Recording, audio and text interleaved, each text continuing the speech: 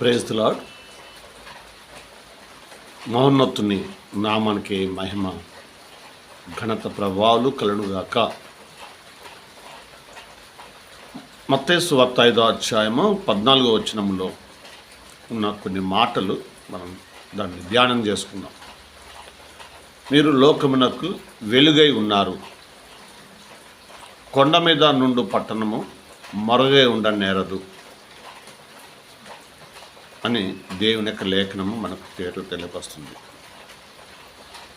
లోకమునకు వెలుగై ఉన్నారు.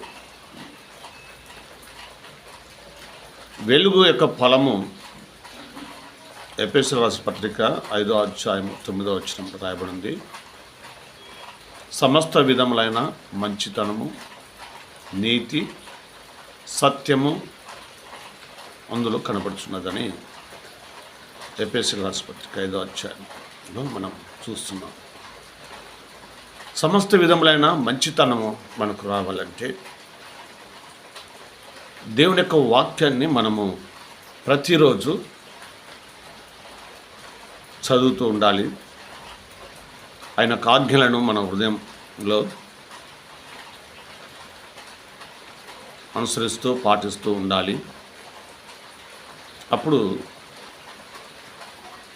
మనకు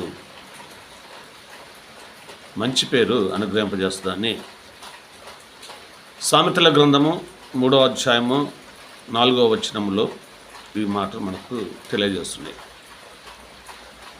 నా కుమారుడా, నా ఉపదేశమును మరొకము, నా ఆజ్ఞలను హృదయపూర్వకంగా గైకునము, అవి దీర్ఘాయువును సుఖజీవమును గడుచు సంవత్సరంలో మీకు కలగచేయును. దయను సత్యమును విడిచిపెట్టకము, హృదయమును పలక మీద వాటిని రాసుకునము.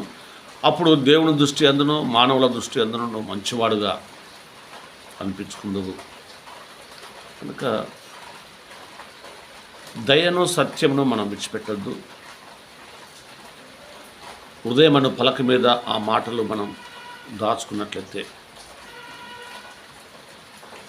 మంచి పేరు, దీర్ఘాయు, సుఖజీవము, 3 సంవత్సరాలు మనకు కలుగుతాయని సొలొమోన్ అంటున్నాడు.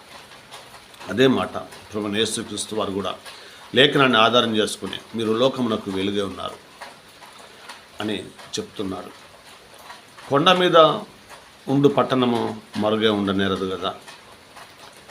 అంతగా దేవుడు, సృష్టికర్త అయిన దేవుడు నిన్ను నన్ను ప్రేమించి నీ కొరకు తన కుమారుడైన యేసుక్రీస్తును ఈ భూమి మీదకి పంపించి నీ బలహీనతలన్నిటి కొరకు, నీ వ్యసనముల కొరకు ఆయన సిలువబడి చనిపోయి తిరిగి లేచాడు. ఆయన సిలువలో కాచిన రక్తము నీ ప్రతి పాప శాపం నుండి నీకు విడుదలనిస్తుంది.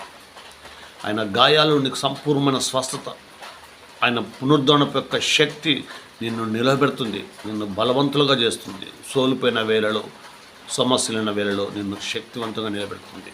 కనుక మత్తయి సువార్త 5వ అధ్యాయము 16వ వచనంలో మనం చూసినట్టయితే, మనుషులు మీ సత్క్రియలను చూచి పరలోకమందున్న తండ్రిని మహిమపరచినట్లు వారి ఎదుట మీ వెలుగును ప్రకాశింపనీయుడి. సత్క్రియలు అనగా మంచి ప్రవర్తన. మంచి ప్రవర్తన కావాలంటే సొలొమోను 3వ అధ్యాయంలో అంటున్నాడు. ఇవదాకా మనం చదువుకున్నాం. దయను సత్యంను విడిచిపెట్టొద్దంట. ఆయన ఉపదేశాన్ని మనం మరవకూడదంట. ఆయన ఆజ్ఞలను హృదయపూర్వకంగా గైకోవాలంట. అప్పుడు మంచి పేరు దేవుడు మనకు కలుగజేస్తాడని సొలొమోను అంటున్నాడు. కీర్తనలో 92వ కీర్తనలో దావీదు మహారాజు అంటున్నాడు, యెహోవాను స్తుతించుట మంచిది, 10 తంతుల స్వరమండముతోనూ గంభీర ధ్వని గల సితారతో ఆయన నామమును ప్రచురం చేయట మంచిది. మంచిని మనం తెచ్చుకోవాలంటే ఆయనను స్తుతిస్తూ ఉండాలి. ఈ ఉదయకాలమున మనం ఆయనను స్తుతించుకుంటూ మనం ఉందాం.